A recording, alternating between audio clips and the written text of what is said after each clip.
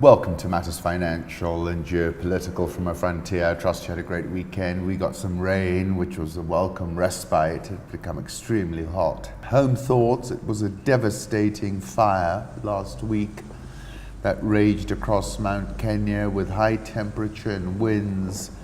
Already destroyed 20,000 hectares of habitat, according to Charlie Mayhew of Tusk. But saying more is needed.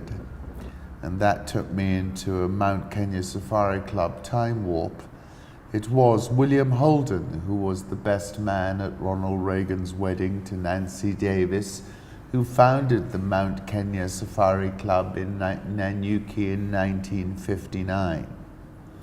It became a mecca for the international jet set, and it's not difficult to see why. The pool, which was once not heated, and you can imagine what it must have been like to swim in it at 2,200 meters above sea level. It was a rite of passage.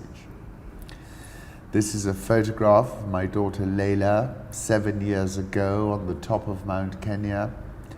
This is a photograph of drummers who really had some groove, Mount Kenya Safari Club, when we visited. And finally, Hannah, many years ago, horse riding there as well.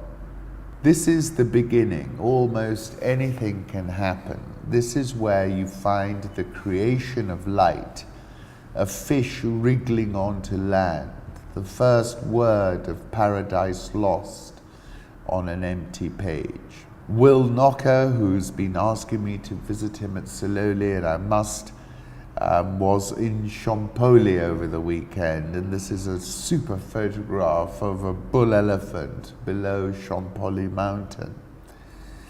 And when I was asking where he was, he says, I'm on a mobile camp. And I said to him, I'd like to join you next time.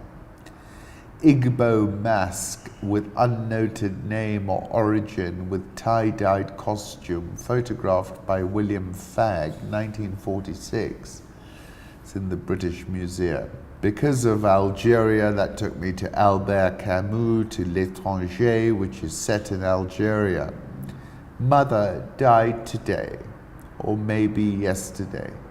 I can't be sure. It is better to burn than to disappear.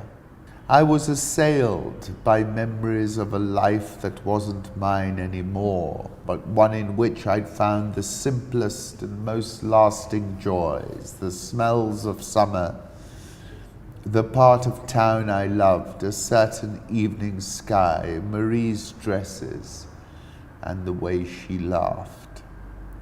And this made a big impression on me, the Byronic hero incapable of love, or capable only of an impossible love, suffers endlessly. He is solitary, languid, his condition exhausts him. If he wants to feel alive, it must be in the terrible exaltation of a brief and destructive action. And finally, in the midst of winter, I found there was within me an invincible summer, and that makes me happy, for it say that no matter how hard the world pushes back against me, within me there's something stronger, something better, pushing right back. It's an extraordinary book. It was actually an O-level text of mine. That's why I remember it.